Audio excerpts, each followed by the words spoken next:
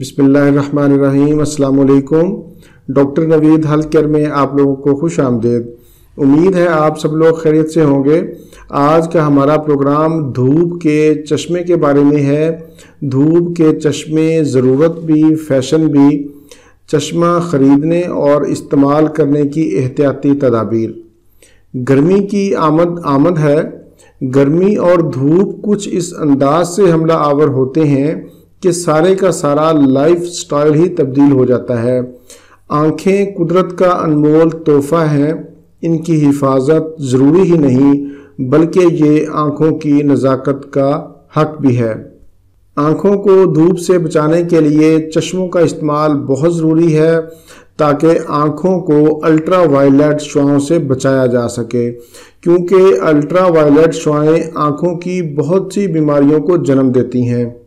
چشمہ آنکھوں کی ٹھنڈک، حفاظت اور تقویت کے لیے ہوتا ہے، اس لیے ضروری ہے کہ چشمہ خریدتے وقت چند باتوں کو ذہن میں ضرور مد نظر رکھیں۔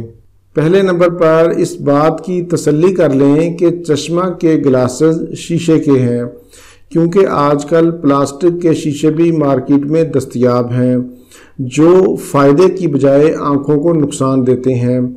چشمہ ہمیشہ کسی معیاری کمپنی کا ہی خریدیں اور کوشش کریں کہ چشمہ کا فریم میٹل کی بجائے معیاری پلاسٹک کا ہو۔ ایک تو پلاسٹک کا فریم ہلکا ہوتا ہے اور دوسرا اس سے نشان بھی نہیں پڑتے اور یہ گرمی میں گرم بھی نہیں ہوتا۔ اور سب سے اہم بات کہ اپنا چشمہ استعمال کے لیے کبھی کسی کو نہ دیں اور نہ ہی کسی کا چشمہ خود پہنیں، کیونکہ اس طرح جراثیم کے ذریعے آنکھوں کی بہت سی بیماریاں ایک دوسرے میں منتقل ہوتی ہیں۔